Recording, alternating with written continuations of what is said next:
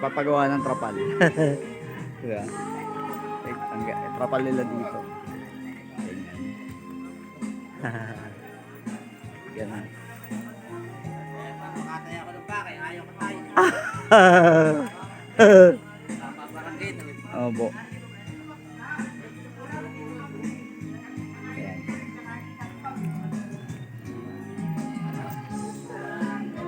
United Toda Federation Incorporation. Cambio Canto Toda.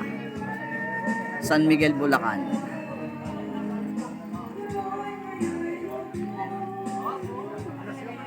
Ganda ng design nila rito.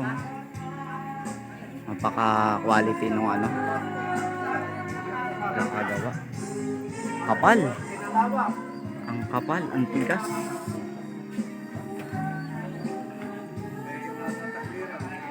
Tapos yung mga sidecar nila rito, may ganyan na kaagad na trapal. Sa gilid, hindi kagaya sa Novaliches. Nagkakabit lang kami pag umuulan.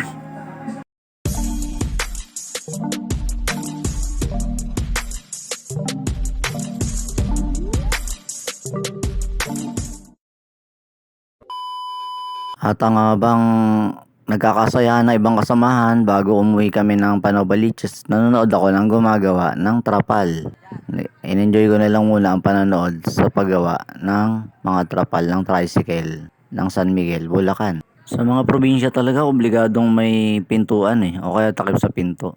Ganito talaga nire-require dito yung accessories na pintuan nila. Hindi kagaya sa Novaliches, kahit wala ka talagang harang na mga ganyan, okay lang. Pero dito sa kanila required kasi alam nyo na open sila rito, kaya maaaring pumasok yung malalakas na ulan o hangin kapag wala silang mga pinto. Saka mga tao rito talagang may mga dala-dala kaya obligado laging may pinto. Sa pagkakataon ito, harapang bahagi naman ng tricycle ang sinusukatan niya ng trapal. Hindi ko na siguro tatapusin ng pag-vlog na ito dahil mamaya uuwi na kami ng Novaliches.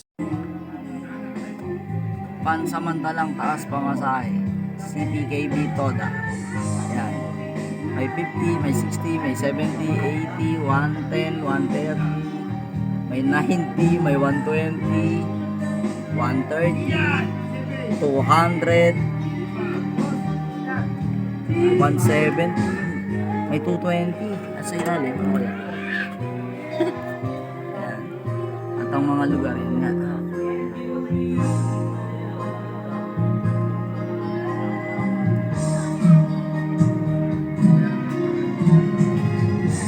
Grabe, no? Pero may trick sila, ang lalaki ng pasahe, pero ang lalayo tsak ng biyahe nito pag gano'n.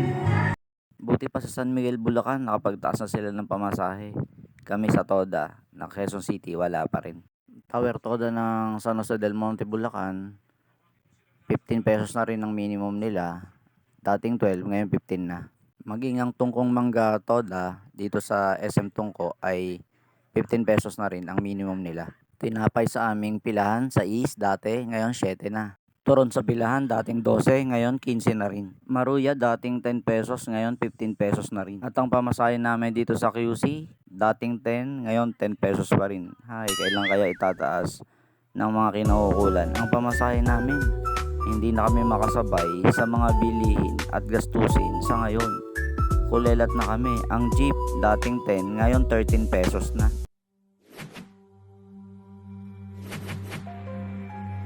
Just John.